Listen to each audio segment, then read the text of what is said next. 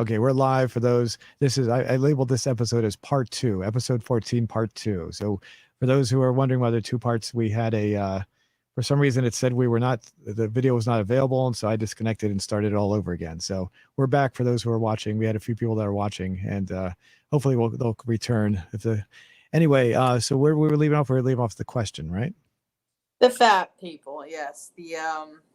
And I have no problem with fat people. It's not like I think that there's some sort of moral objection to how they, treat themselves or their health issues. It's, really none of my business. But what is my business is when you try to tell me to my face that, science as we know it, all the things we've learned about what healthy bodies do and what's good for us and what's not. You're telling me that because it's mean to tell someone to lose weight, that therefore it's incorrect or scientifically not factual. And I find that to be fascinating. The fact that these people who have a communications degree from like fucking DeVry University think that they can tell people who've been to medical school and have been in the medical field for trying to be a doctor for 8 to 10 years of training, telling them that actually no, you don't know what the fuck you're talking about. Telling me to lose weight is actually fat phobic.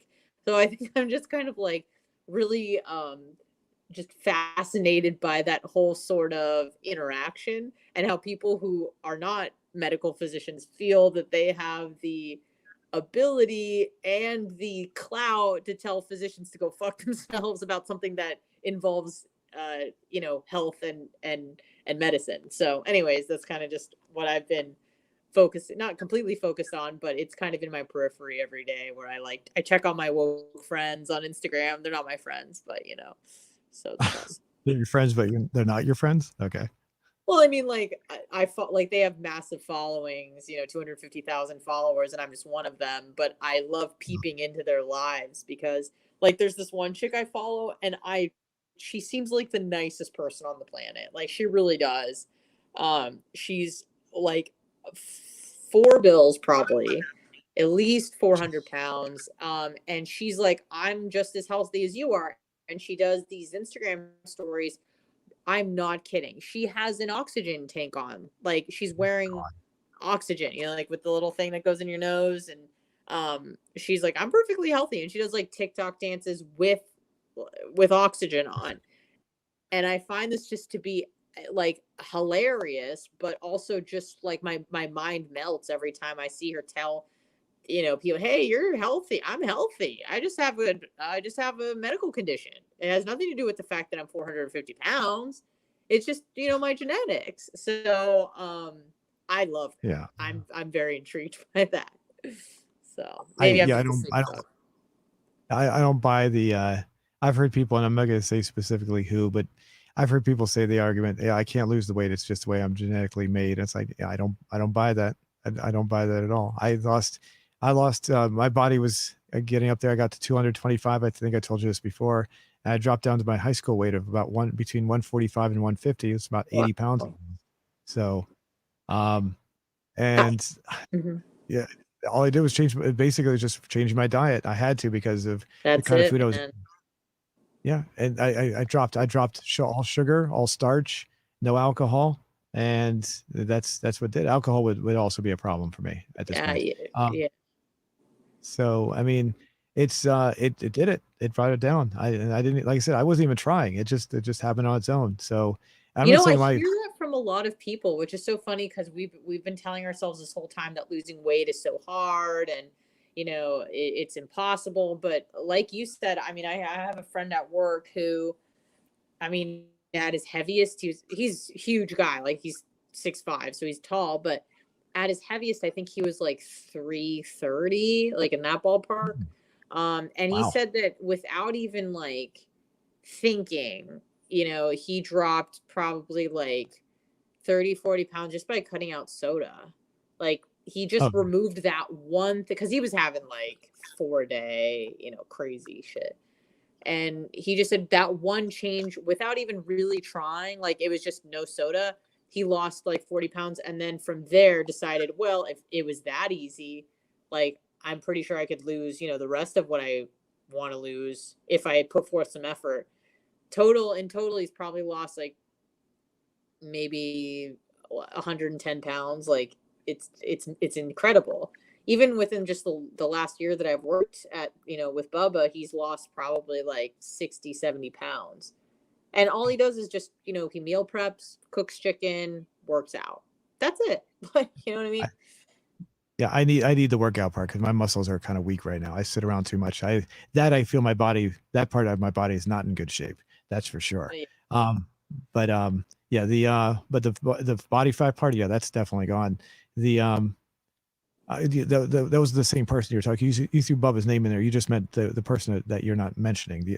That person is who you're referring to, right? Not Bubba, right? No, Bubba's still fat. Yeah, Bubba's still fat. Oh.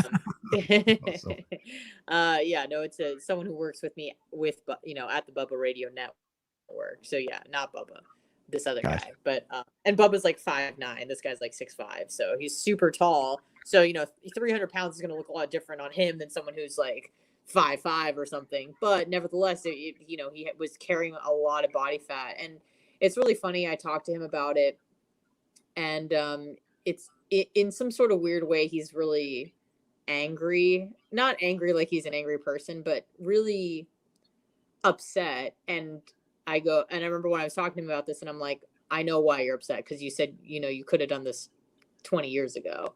And he goes, yeah, he feels like he wasted his 20s and his 30s being overweight, like not being really confident maybe in how he looked, and just not being healthy, and being limited, because you're really limited if you're like too big, or you don't want to go kayaking, you don't want to go for a walk, you don't want to go for a run, like all that shit is hard. But now that exercise and just eating, I don't even want to call it a diet, but I mean it is. But what he consumes is so drastically different than what he was eating just this time last year. He just gets so down on himself because he's like, I should have fucking been doing this for 20 years. And it took me 8 months to lose like 70 pounds, like maybe say a year and a half total to lose like 100 pounds. Because I could have fucking done this when I was 21 and been killing it my whole life. And I wasted time, so I kind of feel bad for him there. But, at this point you go, well, what are you going to do? You didn't do that. So we just kind of got to move forward. So. When I was in my teens, 20s, and in my 30s, I could eat anything and not gain a single pound for some reason. I'm not sure why that was, and people would marvel. I mean, you're gonna gross out when what I eat. What I used to eat. I could eat a pound bag of M&Ms in a day, and nothing would ever happen. So wait, I'm sorry, you cut out for a second. A pound bag of what? M&Ms. The Oh, candy. I thought you said mayonnaise, because I heard an M and then you cut out, and I'm like, a pound. I thought a pound of mayonnaise. That's disgusting. No, a pound of M&Ms is it's excessive, but I get it. Like, well, I mean, I'd eat them on a regular basis. That's how much I was eating them. So what kind of M&Ms though? This is important. Oh well, I'd alternate. Sometimes the peanut were my favorites. Sometimes peanuts are the best. Correct. Yes. Sometimes the regulars are my favorite too. So nah, man, I gotta go peanut all the way. Yeah, peanuts are the best.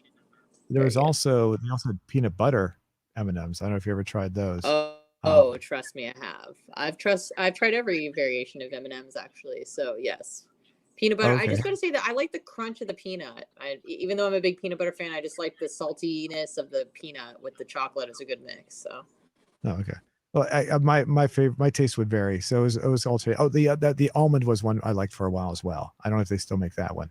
So I don't think I've ever had like M&M almonds, but I've had like chocolate colored almonds, like not M&M brand, and those are always bomb. So, okay, well the almond M&Ms were really good. So sure they were. Yeah. There was also another try. These were gross. These were actual M&Ms, but they were very micro sized. They were mini M&Ms in the tubes.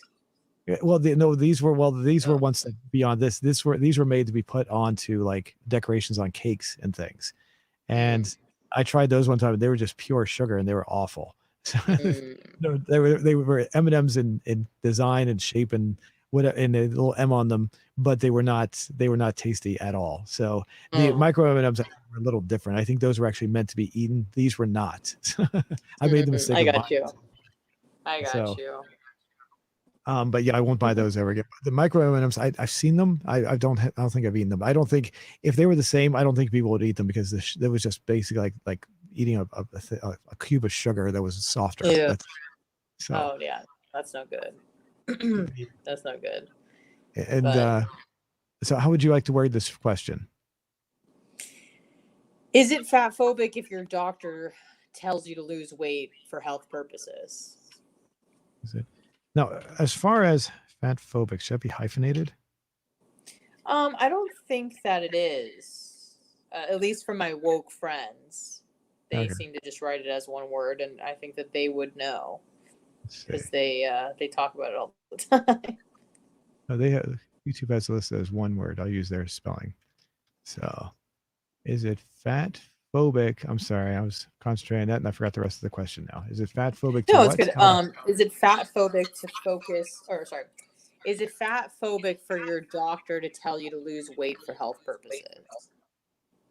Your doctor.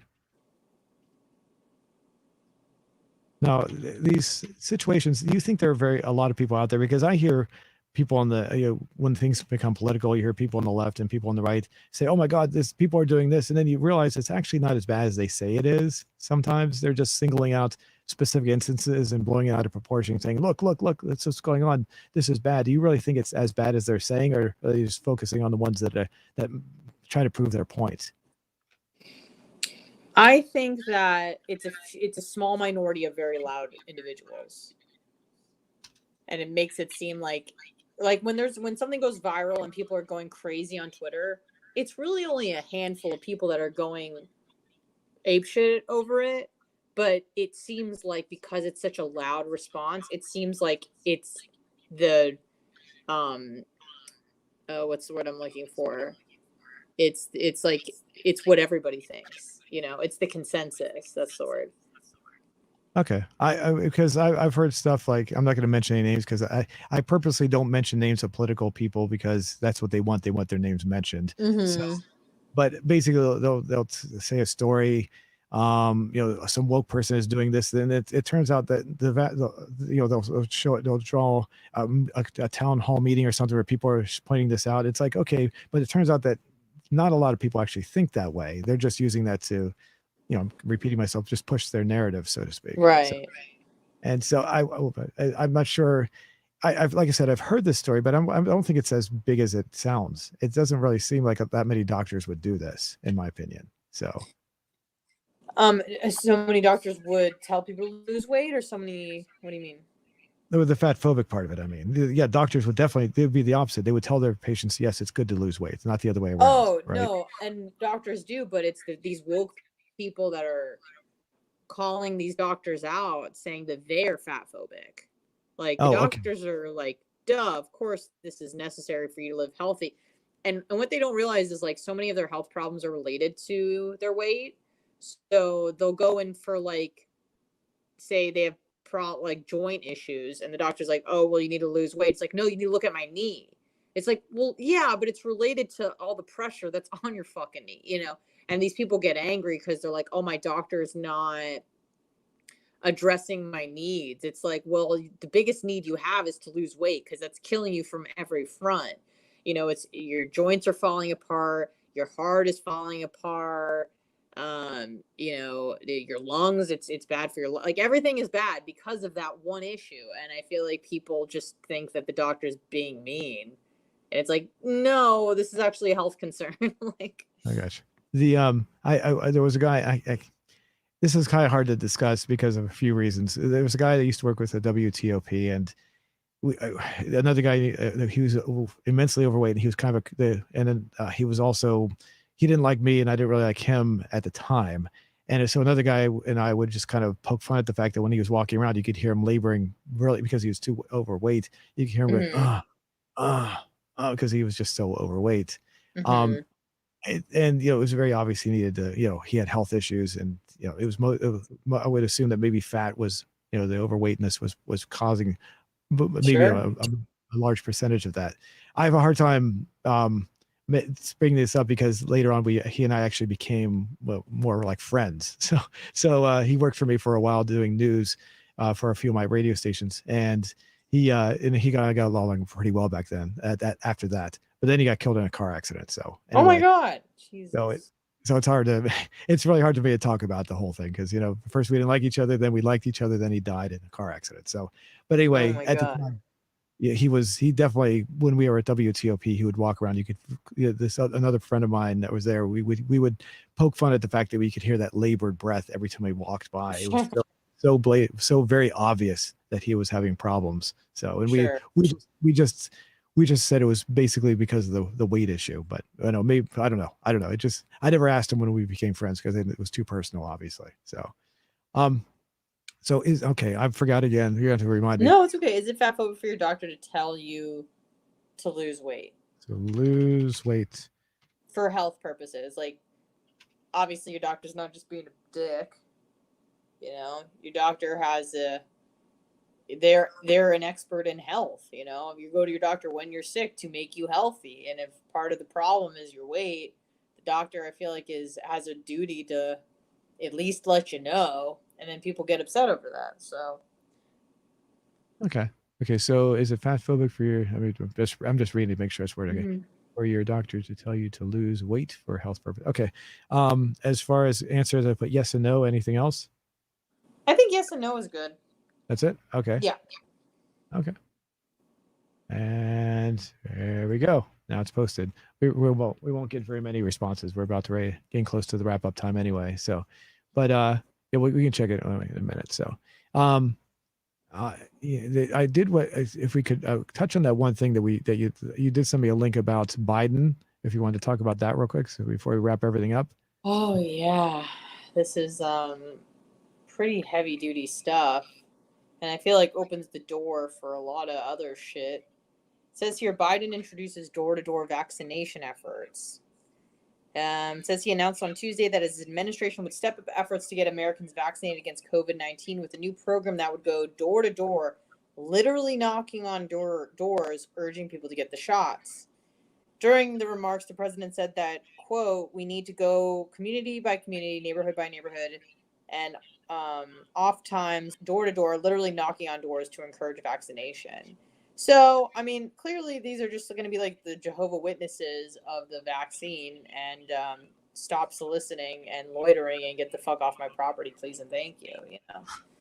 I, So, I I can't imagine coming to where I live. I mean, it's on a private road. I can imagine. I also can't imagine going to some urban areas either. I don't. I mean, where are they going? Where would they send to these people? I mean, I can't imagine they'd have enough people to even do this. To be honest, where are they going to get the resources to do all that? I mean, I have no clue. I mean, there's these. I think most of them are crazy retirees. I imagine that are want to be volunteers because they have nothing else to do with their time. did you say actual So doctors were going to be going door to door? I thought you said actual doctors, and when you no, no, said no, no. I didn't say that. I mean, there might be, but I mean, I think doctors have shit to do. I think yeah, it's going to be retirees, is what I said. People who are retired, they don't have anything to do. I imagine those people are going to probably be the ones leading the effort. So, the yeah. yeah, I've as far as I mean, how do they? I mean, how would they? I guess they would maybe. How would they even know how many people have taken? I mean, Right, a I was lot of it would be wasted time. I'm yeah. I mean, assuming they'll probably do like polls of where they think people have been already been vaccinated versus, where people have not. So they'll probably target communities where the vaccination rate is low. I imagine because like why would you go to like San Francisco, for example, and go to door when like 80% of the people have been vaccinated? Like that'd be so stupid, right? yeah, You'd yeah, want yeah. to go where it's like below 50 or something. So I don't know. And I mean, yeah.